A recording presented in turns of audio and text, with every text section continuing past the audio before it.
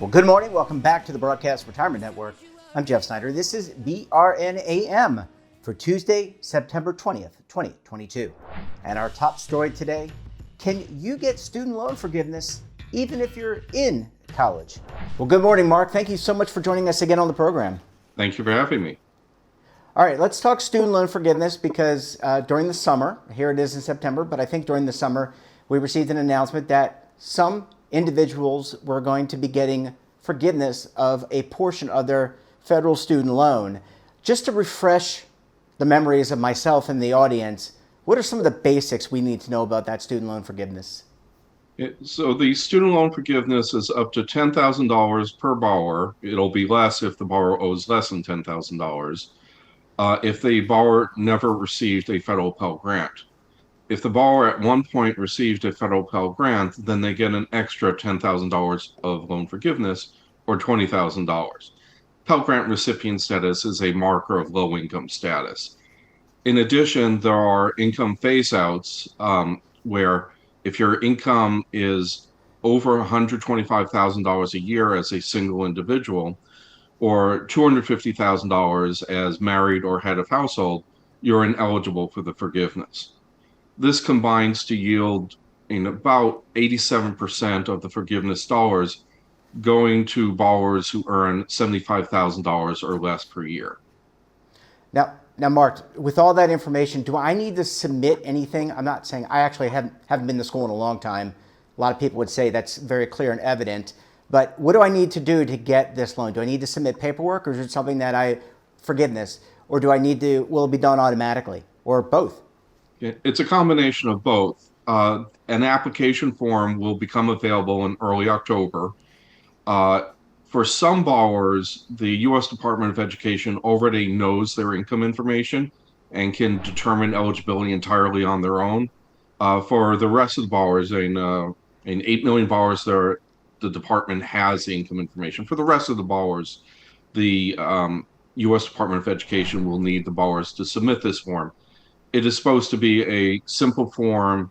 My guess is it'll simply be an attestation under penalty of perjury that you satisfy the income requirements. Go ahead. Actually getting income information from the IRS would not be simple. Really? It's not efficient? Now, Mark, what if I'm in college? What if I have a kid in college? And am I eligible? You know, I've got a loan, I'm in college, and I could be of any age, right? I could be a 20-year-old, I could be a 50-year-old. I'm in college. Would I be eligible for that student loan forgiveness? Borrowers who are in college are eligible for the loan forgiveness with a couple of restrictions. One, any loans made with the first disbursement after June 30th of 2022 are not eligible. The main exception being consolidation loans that consolidate loans prior to that date, and only loans prior to that date. And if you're a dependent student on the FAFSA, then eligibility is based on your parents' income and not your own income. If you're an independent student, it's based on your own income. That obviously makes a lot of sense. And so the income requirement, if you're with a parent, will depend on your parents. Right? I mean, that basically your qualifications, basically your parents are going to get the student loan forgiveness, I would imagine. Well, you would receive the loan forgiveness, but it's based on your parents' income. Now, it is possible that both the student and the parents could each qualify for loan forgiveness. The student on the Federal Direct Stafford loans or other eligible loans, and the parents on the Parent Plus loans that they borrowed on behalf of the child. Now, if the parents are receiving loan forgiveness, it's based on their own income, but the Pell Grant recipient status is based on their own status when they went to college and not on their child's status. There are proposals to expand this to include their child's Pell Grant recipient status, but it remains to be seen what the U.S. Department of Education will do. Last question for this segment, then we'll go to a quick commercial break. I want to ask you about credit score. So if I get a student loan forgiveness, if I apply or it's automatically done for me, does this have an impact on my credit score? So if I want to buy a car, buy a house, buy a yacht, well, maybe not a yacht, but a boat, would this impact my credit score? Not significantly. The impact is partly, the receipt of the forgiveness that is treated as payment on account, so it has no negative repercussions.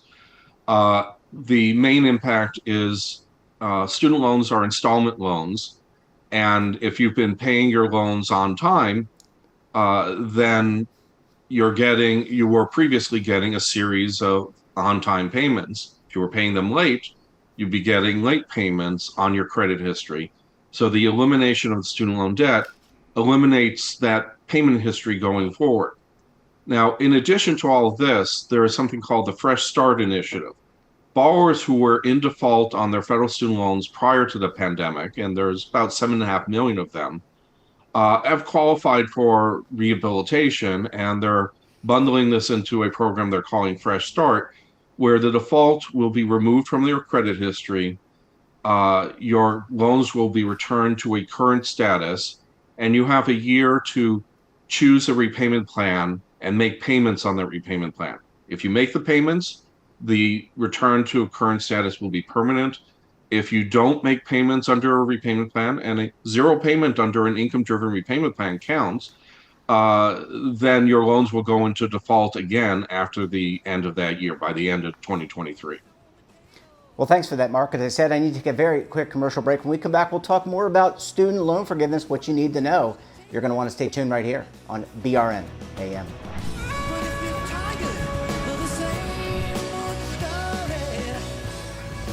Imagine a new television network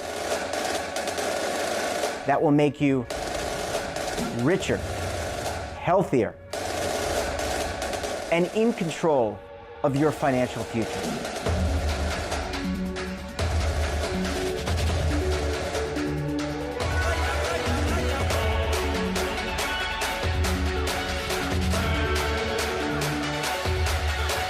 This network is for the policewoman in Nashville, Tennessee, the baker in Dubuque, Iowa, the teacher in Lexington, Kentucky. We want to make the idea of savings and retirement culturally relevant. But what do you see as a defining issue of the midterms, especially for the smaller businesses? I mean, they are the lifeblood of the American economy.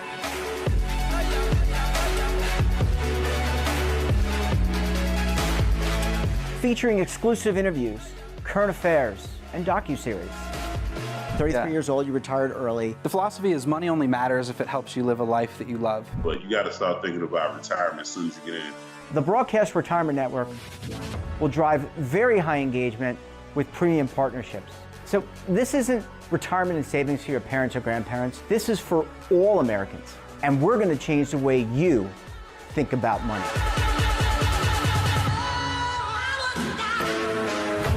Welcome to the next frontier of retirement and savings. This is BRN, the Broadcast Retirement Network.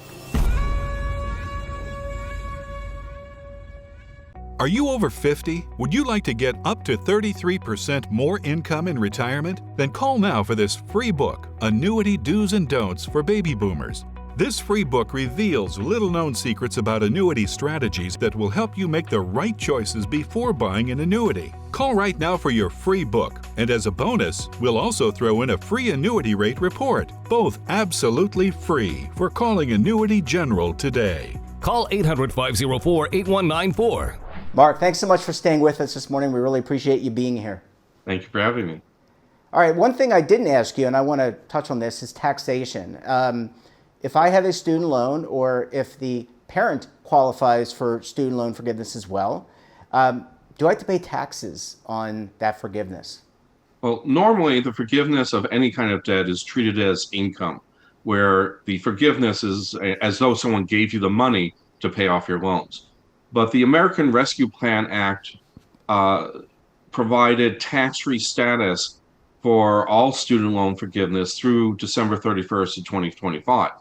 So the President's Student Loan Forgiveness Plan will not be taxable at the federal level. However, there are a handful of states that don't conform to the federal definition of taxable income or adjusted gross income. And those states, unless they change their laws, will tax the forgiveness. But this has a minor impact. It's the equivalent of a few months' payments. Better to have the loan forgiven and pay a few months' payments in terms of the tax impact than to not have it forgiven at all. And Mark, is it your sense, and I know you probably do not cover all 50 states and territories of the U.S., but is it, to your best of your knowledge, are any of these states working to alleviate that? Because it's kind of a, it's kind of a knock on them, right? If now the federal government's not going to tax it, but you're going to tax it. So to the best of your knowledge, are any state legislatures working on that? I've heard from a few states that they are working to make sure that their students, the borrowers, aren't taxed on that forgiveness. The problem they face is that their legislative sessions have either ended or are about to end. So it will be challenging for them to fix this before the tax year. They might have to fix it in a subsequent year and then go back and give refunds for the taxes that occurred. Also, keep in mind that you can control when the forgiveness occurs. So if you're not one of the 8 million who's getting automatic forgiveness, you can choose to submit the application next year instead of this year. You have until December 31st of 2023 to submit the application and then get forgiveness. So if you're in one of those states and you're worried about the taxes, that you might have difficulty paying them, well, then you could wait until next year to submit the application. Though I generally don't recommend this because it means that you'll be making at least one payment on loans that are going to be forgiven. If you want to have your loans forgiven before the restart of repayment in January 2023, you would need to submit the application by November 15 of this year because it takes 4 to 6 weeks after they receive the application for them to provide you with the loan forgiveness. Mark, let me ask you on behalf of those who may have private student loans, everything that we're talking about is really the federal student loan apparatus. But is there anything available? What do you do if you're a private holder of a private student loan? Are you just out of luck? Right. Well, there are two types of private loans. There are federal loans made through the Federal Family Education Loan Program, which were made by banks and other financial institutions. These are federal loans held by private lenders. Those loans, some of them are eligible directly for the forgiveness because they are held by or on behalf of the U.S. Department of Education, such as when a borrower goes into default, and for certain loans made in 2008-09 and 2009-10. But there are also about $120 billion of these loans called FFELP loans that are still held by commercial lenders. They're not directly eligible, but if you include them in a federal direct consolidation loan, they can be made eligible because the consolidation loan will be eligible for the forgiveness. For purely private student loans that aren't federal loans in any way, you're out of luck. Yeah, that's a bummer. That's a bummer. Mark, where can you go to get information? I mean, everything you're describing makes sense. Do you go to the Department of Education website? Would that be the best place to go, or are there other better sources of information that kind of break it down in a easy to understand way? The U.S. Department of Education has an FAQ on their website on studentaid.gov that goes into some of the details that borrowers will want to know about. And they've been adding more information to it every few days. So that can be a good source of definitive information, though it's not necessarily complete information. Right, but they're kind of fleshing out all the. I mean, this is how it works, right? A law or an order is passed, and then you have to ask the regulators to kind of figure out the steps. And I would imagine that they're getting there, but they're not there yet. Right. They started planning for this several months in advance of the announcement, but there are certain things that you only figure out after you've announced a program, when people start asking questions like, do parent loans qualify, and things like that. Yeah. Well, Mark, really appreciate having you on the program. Great information, and we look forward to having you back on the program again very soon. Thank you. That wraps up this episode of BRN AM. Have a topic of interest, someone you think we should talk to?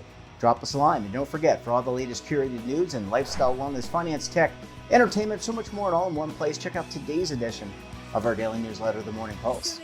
Want to search our archives, check out our latest content, or visit our website and our streaming partners. We're back again tomorrow for another edition of BRN AM. Until then, I'm Jeff Snyder. Stay safe, keep on saving, and don't forget, roll with the changes.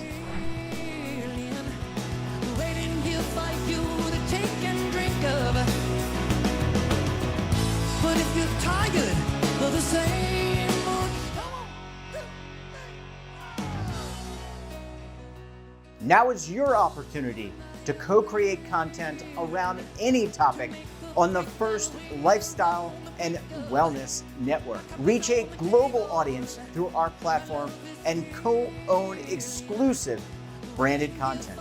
All of our programs are available on demand and also as audio-only podcasts, so you can take us on the go.